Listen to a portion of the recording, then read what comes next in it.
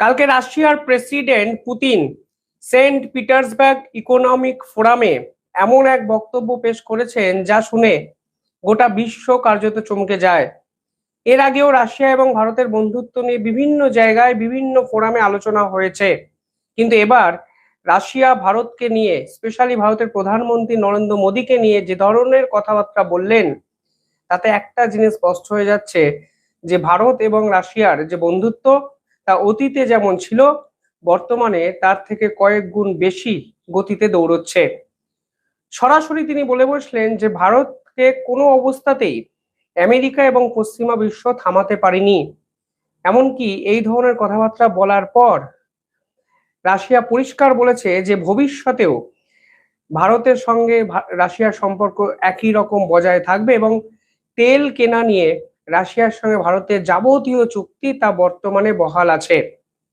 Exactly Putin কি বলেছেন আমি একদম কোট আনকোট একদম দেখে দেখে লাইনটা বলছি, আপনারা শুনুন, তাহলেই বুঝবেন যে দিনের পর দিন রাশিয়াকে কেন্দ্র করে ভারতের উপর যে চাপ তৈরি করার চেষ্টা ডোনাল্ড ট্রাম্প খেলেছেন, সেই খেলা কার্যত শেষ হয়ে গেছে এবং বর্তমান মানচিত্রে আমেরিকা এই মুহূর্তে সব থেকে বড় বিপদে এবং বেকায়দায়।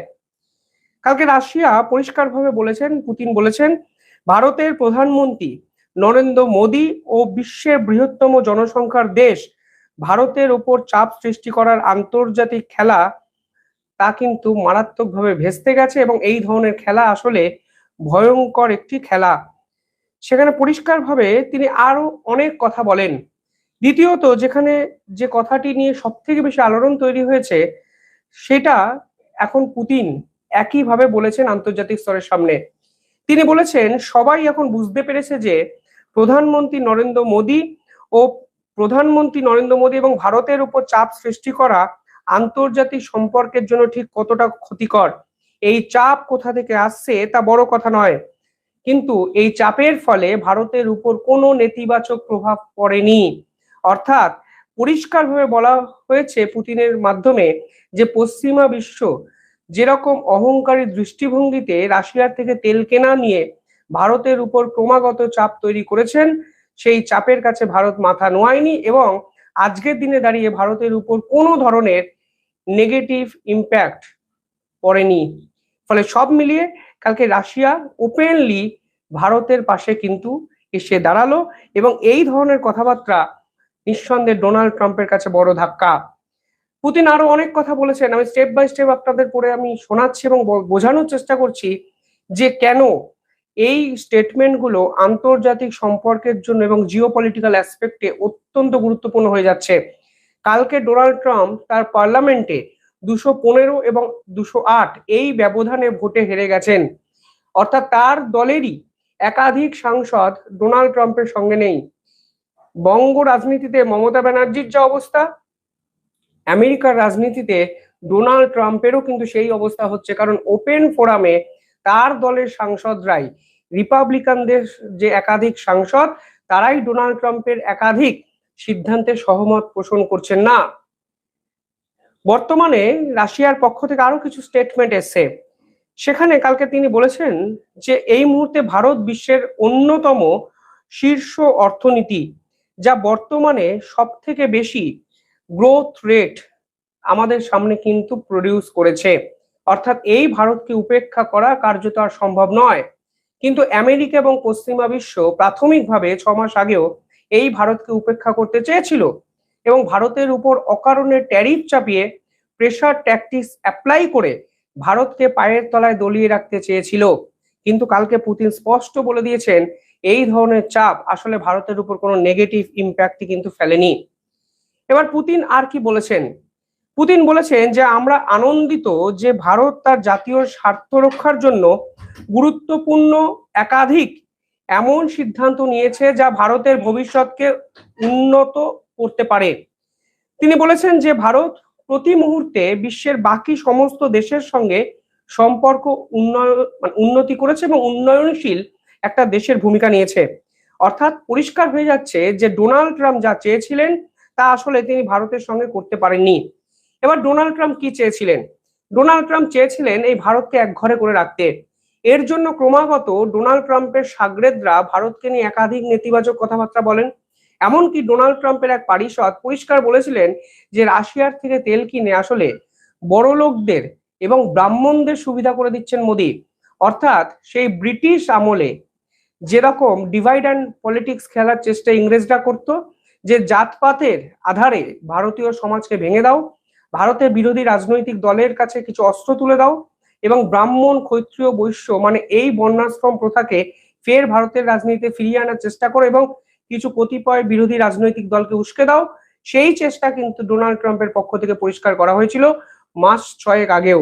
আজকে পুতিন বলছেন সমস্ত চেষ্টা ভেস্তে দিয়েছেন মোদি এবং ভারতের উপর এর কোনো প্রভাব পড়েনি এবং ভারতের অর্থনৈতিক সমৃদ্ধি যেভাবে প্রতি মুহূর্তে বৃদ্ধি পাচ্ছে সেখানে দাঁড়িয়ে ভারতকে উপেক্ষা করা কার্যত অসম্ভব। আমরা বাস্তবেও কিন্তু একই চিত্রটি দেখেছি। ডোনাল্ড ট্রাম্প কিন্তু ট্যারিফ কমিয়ে নিতে বাধ্য হয়েছেন। ডোনাল্ড ট্রাম্প এখন ভারতের সঙ্গে ট্রেড এগ্রিমেন্ট করতে চাইছেন এবং ভারতের যাবতীয় শর্ত কার্যত ডোনাল্ড ট্রাম্প মেনে নিতে কিন্তু বাধ্য হচ্ছেন। ফলে একটা জিনিস স্পষ্ট হয়ে যাচ্ছে যে আলটিমেটলি ভারত কোনো অবস্থাতেই আমেরিকার মতো শক্তিশালী রাষ্ট্রের বিপক্ষে মাথা তো নোয়ায়নি, উল্টে বিশ্বের বহু দেশকে এই প্রেক্ষাপটে দাঁড়িয়ে ইন্সপায়ার করেছে এবং ভারতের পর ব্রাজিল, চীন, ভেনিজুয়েলা বিভিন্ন দেশ আমেরিকার এই ট্যারিফের বিপক্ষে একাধিক স্টেটমেন্ট কিন্তু দিয়েছে। এবার পশ্চিমা বিশ্বের অহংকারের কথা পুতিন কেন বলেছেন? দেখুন, আপনাদেরকে এই পুরো বিষয়টিকে জানার জন্য 6 মাস আগের একটি স্টেটমেন্ট আপনাদেরকে মাথায় রাখতে হবে। সে সময় ন্যাটোর সেক্রেটারি তিনি একটি স্টেটমেন্ট দিয়েছিলেন। তিনি কি বলেছিলেন? তিনি বলেছিলেন ভারতই পারে রাশিয়া এবং ইউক্রেনের যুদ্ধ থামাতে, কিন্তু যদি ভারত তা না করে তাহলে ন্যাটো ভারতের বিপক্ষে ব্যবস্থা নিতে পারে। এবার প্রশ্ন হলো, ভারত রাশিয়া এবং ইউক্রেনের যুদ্ধ থামানোর জন্য কি চেষ্টা করেনি? নিঃসন্দেহে করেছে।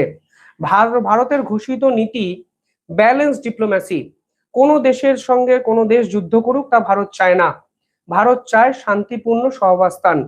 কিন্তু একটি রাষ্ট্র অন্য রাষ্ট্রের সঙ্গে যদি বর্ডার কনফ্লিক্টে জড়িয়ে পড়ে সেখানে তৃতীয় শক্তি হিসাবে ভারত কি করবে? ভারত তো আমেরিকার মতো সমস্ত দেশের আভ্যন্তরীণ ইস্যুতে নাক গলাতে পছন্দ করে না।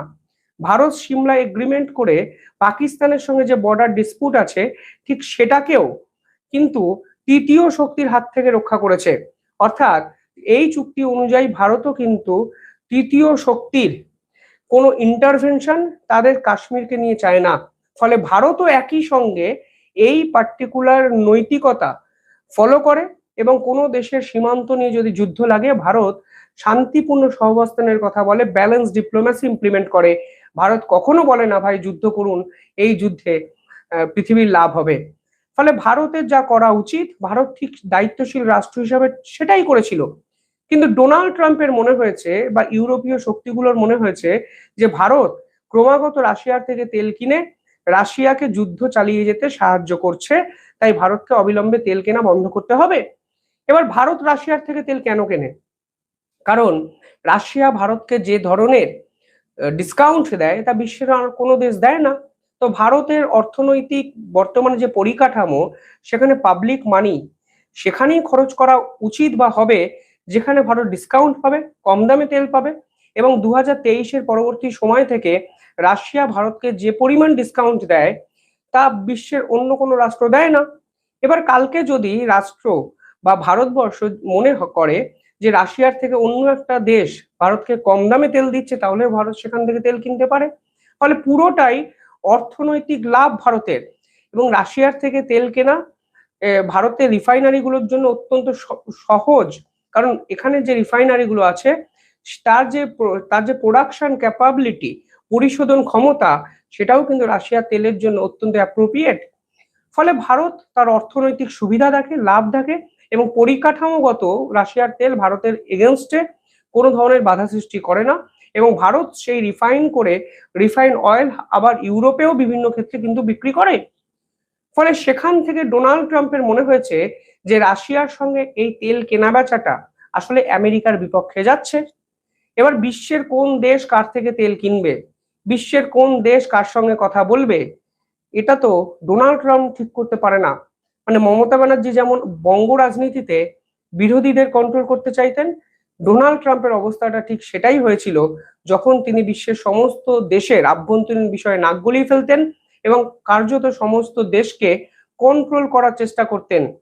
ভারত কিন্তু সেই হানাদারি শক্তির বিপক্ষে কোনো অবস্থাতেই মাথা নোয়ায়নি এবং আজকে দেখুন ডোনাল্ড ট্রাম্পের আমেরিকা ভারতের সঙ্গে ট্রেড এগ্রিমেন্ট করার জন্য নিজেই সুরসুর করে ভারতে চলে এসছে, কারণ ভারতের অর্থনৈতিক সমৃদ্ধি, জিডিপি রেট গ্রোথ এবং বিশাল বাজার, সেটাকে কার্যত উপেক্ষা করা বিশ্বের কোনো দেশের কাছে সম্ভব নয়। রাশিয়ার প্রেসিডেন্ট পুতিন এক্স্যাক্টলি ঠিক সেটাই বলেছেন তোমরা অকারণে ভারতের উপর চাপ তৈরি করলে। এতে কি হলো? এতে ভারত, চীন ও রাশিয়া একটা প্যারালাল ডোমেন ক্রিয়েট হলো এবং এর ফলে আমেরিকার একাধিক বিশেষজ্ঞ ডোনাল্ড ট্রাম্পের একাধিক নীতির সমালোচনা করতে শুরু করলেন। তারা পরিষ্কার বললেন যে ভারতের সঙ্গে আমাদের লং টার্ম জিওপলিটিক্যাল গোল দিনের পর দিন বজায় ছিল, তার ডোনাল্ড ট্রাম্পের মতো একটি পাগল প্রেসিডেন্ট এসে সেটাকে ভেস্তে দিল। এর ফলে কি হলো? ভারত এবং চীন নিজেদের মধ্যে শত্রুতা বজায় থাকলেও এই ডোনাল্ড ট্রাম্পের শক্তির বিপক্ষে গিয়ে তারা একজোট হয়ে গেল এবং রাশিয়া, চীন এবং ভারতের মতো দুই শক্তিশালী রাষ্ট্রকে তাদের পাশে পেয়ে গেল। এবং শুধুমাত্র রাশিয়া নয়, ব্রিক্স নামক একটি সংগঠন অনেক বেশি শক্তিশালী হয়ে গেল। গোটা বিশ্ব বুঝলো এই আমেরিকার ডলার সিস্টেমের উপর ডিপেন্ড করে থাকলে যে কোনো মুহূর্তে তারা বিপদের মুখে পড়তে পারে। ফলে ব্রিক্স কারেন্সি বাজারে নিয়ে আসার উদ্যোগ নেওয়া শুরু হলো বিশ্বের বিভিন্ন দেশের পক্ষ থেকে। পাশাপাশি ভারত, চীন, ব্রাজিল একাধিক বৃহত্তম দেশ, তারা কি করলো? তারা তাদের রিজার্ভ থেকে ডলার বিক্রি করা শুরু করে দিল এবং বাজারে ডলারের চাহিদা যেন কমে সে বিষয়ে কিন্তু একত্রে জোট বেঁধে একাধিক গুরুত্বপূর্ণ সিদ্ধান্ত নিতে শুরু করলো এবং সোনা কেনা শুরু করলো রিজার্ভের জন্য। ফলে ডোনাল্ড ট্রাম্প বুঝতে পারলো যদি এইভাবেই বিশ্বের তাবড় বড় রাষ্ট্র একজোট হয়ে যায় তাহলে আমেরিকার ডলার সিস্টেম ক্রমাগত দুর্বল হয়ে যাবে। একদিনে হবে না, কিন্তু একদিন হবে। কোনো না কোনো দিন যদি ডলার সিস্টেম দুর্বল হয়ে যায় তাহলে আমেরিকার অর্থনীতি বর্তমানে যেরকম ভাবে দুর্বল হয়ে গেছে ডোনাল্ড ট্রাম্পের আমলে, সেটা কিন্তু আরো খারাপ জায়গায় চলে যেতে পারে। তাই ভারতের সঙ্গে ভাই ঝগড়াঝাটি করে লাভ নেই, হাতে হাত মিলিয়ে ভারতের সঙ্গে ফ্রি ট্রেড এগ্রিমেন্ট করে ভারতের সঙ্গে সম্পর্ক নতুন করে রিভাইভ করি। কিন্তু তারা প্রথমে কি চেয়েছিল? তারা নরেন্দ্র মোদীকে ক্ষমতা থেকে হাঁটাতে চেয়েছিল এবং ডোনাল্ড ট্রাম্প পরিষ্কারভাবে স্টেটমেন্ট দিয়ে বলেছিলেন তিনি চান বলে মোদী ক্ষমতায়।